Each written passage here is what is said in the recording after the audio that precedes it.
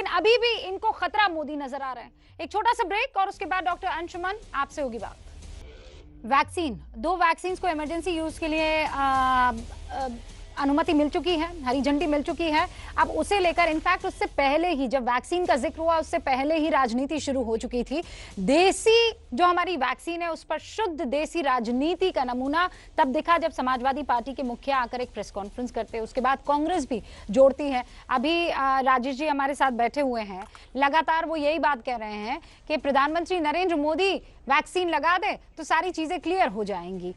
माफ कीजिएगा राजेश जी ने, अजीत शर्मा नेता हैं कांग्रेस बिहार के और विधायक दल के नेता भी हैं। बाकी सारे मेहमान भी हमारे साथ हैं। डॉक्टर अंशुमन, आपके पास मैं आना चाहती हूं इसलिए क्योंकि ये मेरे पास press information bureau government of India की तरफ से ये पर्ची है जिसमें बकायदा ये लिखा हुआ है, 3 चीजें हैं। The subject expert committee of CDSO met on 1st 2nd January and made the following recommendation, जिसमें बहुत क्लियरली मेंशन किया हुआ है कि कोविड शील्ड जो कि ऑक्सफोर्ड और की तरफ से बनाई जा रही है यहाँ सीरम इंस्टीट्यूट ऑफ इंडिया में, उसको इमरजेंसी यूज के लिए हरी झंडी दी जाती है और दूसरे को ट्रायल बेसिस के लिए। और वो दूसरा क्या है सर, वो आप भी जानते हैं, कोविड शील्ड की बात हो रही है। फिर किस बात की प्रॉब्लम है, क्लैरिटी क्यों नहीं है?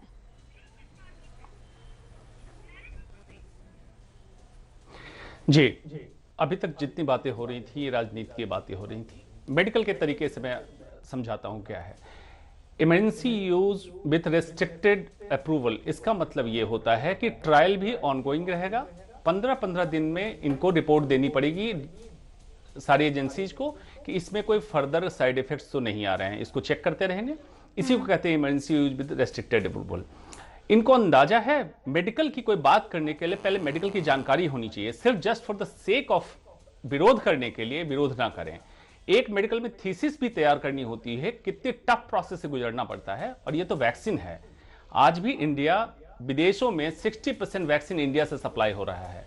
तो मतलब मानक इतना स्ट्रांग है इंडिया का वैक्सीन मैन्युफैक्चरिंग या ड्रग मैन्युफैक्चरिंग में, और इतने चेक पॉइंट्स लगाए जाते हैं पब्लिक तक लाने के लिए, इसका अंदाजा इनको नहीं है, इसीलिए बोल रहे हैं। अगर इनका मानक ये है कि प्रधानमंत्री वैक्सीन लगवाएंगे तभी हम सेटिस्फाई होंगे, इसका मतलब ये जितने साइंटिफिक बॉडीज हैं, जितने डॉक्टर्स हैं देश के, और जितने एस्टैब्लिश्ड एजेंसी है जो चेक करती है जैसे DCGI या ड्रग कंट्रोलर, सब पे उंगली उठा रहे हैं। ये बिल्कुल गलत है, इस तरह से नहीं होना चाहिए। विकास हर समय विज्ञान विकास की तरफ बढ़ता है, शोध पे आधारित होता है। और शोध को चैलेंज करना, पहले शोध को जानिए, शोध को समझने की अकल हो, उसके बाद शोध को चैलेंज कीजिए। किस तरह से ट्रायल रिपोर्ट तैयार होती है, अगर मैं इनसे पूछूं double blind randomised control trial क्या होता है, मेटा एनालिसिस क्या होती है, रिपोर्टिंग कैसे होती है, कुछ नहीं पता होगा।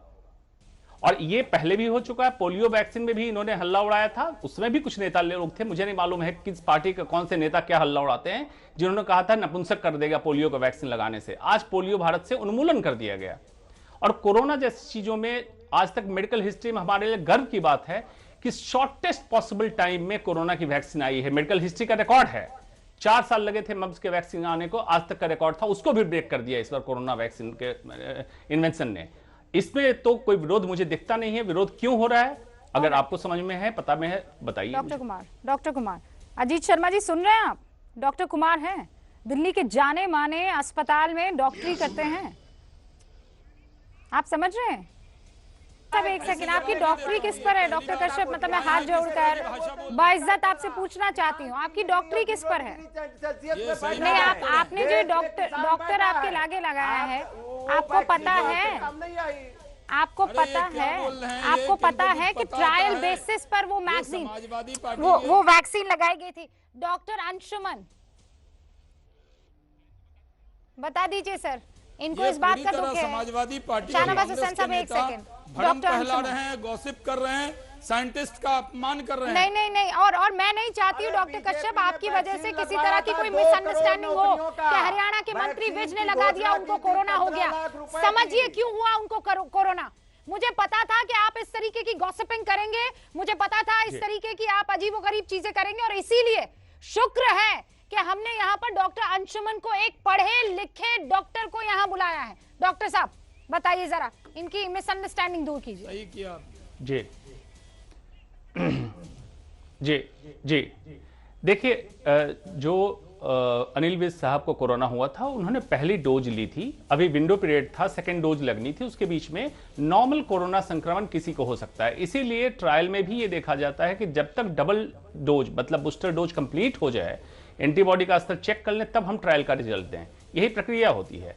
इसीलिए आज भी कहा जा रहा है कि वैक्सीन लगने के बाद भी आपको मास्क लगाना है, डिस्टेंस मेंटेन करना, तब तक जब तक आपके अंदर प्रतिरोधक क्षमता नहीं आ जाती है। इसलिए उनको संक्रमण हुआ। ये बिल्कुल गलत बात है कहना कि वैक्सीन लगने से किसी को संक्रमण हुआ। अभी तक एक भी केस नहीं देखा गया, पहली बात। दूसरी बात, विरोध करने के पहले इसकी स्टडी को उठाएं और स्टडी को पढ़ें। इनको अंदाजा नहीं होगा कि जो सुरक्षा के तहत इन्होंने देखा होगा, सिविलियन पुलिस जो चेक पॉइंट बनाती है, उसके कई हजार गुना ज्यादा चेक पॉइंट्स हमारे मेडिकल के रिसर्च में होते हैं। मतलब पीयर चेक पॉइंट, अपने आप में हम लोग एक दूसरे को चेक करते हैं, कोई गलती तो नहीं हो रही है। उसका जो सुपर हेड होता है चेक करता है, एजेंसीज होती है हमारी, डीसीजीआई होती, इतने नॉर्म्स होते हैं, इनको अंदाजा नहीं है। सिंपली कुछ भी बोल देना, किसी भी तथ्य को नीचे कर देना, मतलब ये बिल्कुल मुझे आश्चर्य लग रहा है। हमारा संविधान भी कहता है, आर्टिकल 51A सेक्शन H, कि साइंटिफिक टेम्पर रखना चाहिए भारत के नागरिक को, और विज्ञान को इतना पीछे धकेलना चाह रहे हैं, हम अंधकार में चले जाएंगे। विज्ञान का इस तरह से विरोध ना करें। आप लोग से हाथ जोड़ के गुजारिश करता हूं, और जो दर्शक बच्चे देख रहे हैं, युवा पीढ़ी देख रहे हैं, विज्ञान ही आपको आगे ले जाएगा। विज्ञान के बिना कुछ नहीं आगे ले जाएगा। अंधता बंद कीजिए, राजनीतिक अंधता बंद कीजिए। विज्ञान का विरोध इस तरह से नहीं होना चाहिए। राजपाल कश्यप साहब कुछ कहेंगे? विज्ञान का विरोध नहीं किया जा रहा। बीजेपी का जो अवैज्ञानिक, जो डॉक्टर साहब बता रहे हैं, अवैज्ञानिक जो तरीका है, बिना सोचे समझे निर्णय लेने का तरीका है, बिना सोचे समझे बोलने का जो तरीका है, आप बताइए लॉकडाउन किसने देश में लगाया था? कितने लोग बेघर हो गए? कितने लोग ये मंजर जिसने देखा, और आप ये बताइए 2 करोड़ नौकरी कौन कौन सी लाइनें दी जिस पर आपको खेलना था? मुझे ये बताइए। आप कंफ्यूज कर रहे हैं, आप कंफ्यूज कर रहे हैं। मुझे बताइए किन किन लाइनों पर खेलने का आपको आदेश था? बीजेपी ने तो क्या अवैज्ञानिक है इसमें? अरे सीरम इंस्टीट्यूट ऑफ इंडिया में मुझे ये बताइए, शाहनवाज हुसैन के बच्चे क्या वहां पर वो बना रहे हैं वैक्सीन? किसानों की आय दुगनी कर देंगे। ये अरे वैक्सीन एक दिया था इन्होंने किसानों को भी। बीजेपी ने कहा था किसान की आय दुगनी कर देंगे। 2 दर्जन से ज्यादा किसान मर चुके हैं। अब बीजेपी डॉक्टर राजपाल कश्यप, मैं बार बार आपके इन बयानों को रिपीट मोड पर चलाऊंगी, याद रखिएगा। मैं सवाल आपसे कुछ करती हूं, आप पहुंच जाते हैं कहीं और। ये साफ तौर पर दिखाता है कि आपको पता ही नहीं है कि आपको बात क्या करनी है। बस गोल गोल गोल गोल जलेबिया, और उसमें चाशनी भी दौड़ का है। जब कांग्रेस की हुकूमत थी तो सूरज भी आपका, चांद भी आपका, धरती भी आपकी, नदियां भी आपकी, जो भी अच्छी चीजें हैं सब आपकी। आज वैक्सीन आज बना है, आप कह रहे हैं कांग्रेस के काल का है। बात यह है कि अगर आपको भरोसा नहीं है तो मत लगवाइए। कह दिया जाए कांग्रेस, अगर राहुल गांधी जी कह दें कोई कांग्रेसी नहीं लड़ाएगा, सपा का नेता कह दे, कांग्रेस वाले सपा वाले कह दे नहीं लगवाना भाई, कहीं नपुंसक न हो जाए। बता दीजिए, वैक्सीन लगवाए ना फिर? देशवासी वैक्सीन लगवाए कि नहीं? अजीत जी बता दीजिए ना।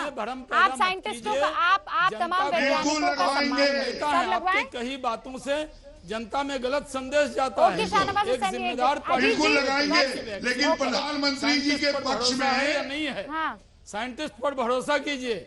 हाँ, प्रधानमंत्री के पक्ष में साइंटिस्ट पर भरोसा कीजिए। अजीत जी बताइए ना, वैक्सीन लगवाए ना? बिल्कुल भरोसा है।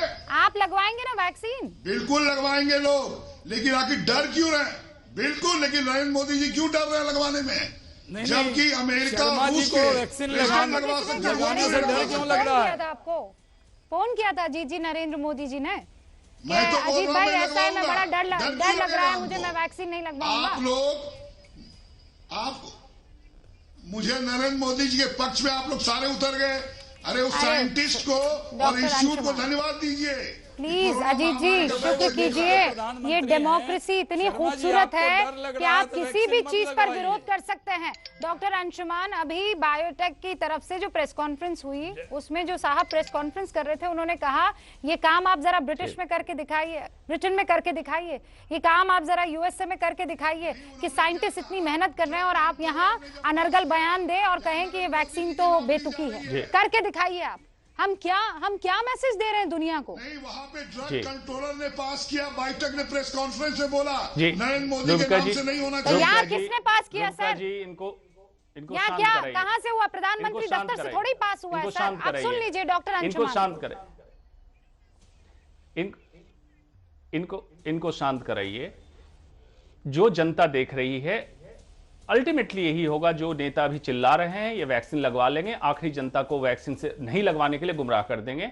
मैं दर्शकों से अनुरोध करता हूं कि बहुत रिसर्च प्रोसेस के तहत वैक्सीन बना है, आप लगवाइए। तर्क और कुतर्क की जहां तक बात है, तो अगर ये तर्क दे रहे हैं कि मानक इनका ये है कि प्रधानमंत्री अगर वैक्सीन लगवाएं तभी वैक्सीन की पुष्टि होती है, तो उसका कुतर्क ये हो सकता है कि बोरिस जॉनसन को कोरोना हुआ, डोनाल्ड ट्रंप को कोरोना हुआ, तो प्रधानमंत्री को कोरोना क्यों नहीं हुआ? अगर पहले ये कोरोना हो तब हम समझेंगे कोरोना है। इस तरह के तर्क और कुतर्क पे ना जाएं। Last message, clear message and crystal message देता हूं कि बहुत टेक्नोलॉजिकल प्रोसेस के थ्रू वैक्सीन का निर्माण होता है और बहुत स्ट्रिंजेंट इस पे हम लोग चेक पॉइंट रखते हैं। डॉक्टर साइंटिस्ट बहुत स्ट्रिंजेंट चेक पॉइंट रखते हैं। हमारे लिए एक एक लाइफ इंपॉर्टेंट होती है, लाइटली मत ले, मजाक ना करें, राजनीति बंद कीजिए मेडिकल साइंस के साथ। डॉक्टर साहब थैंक्स अ लॉट।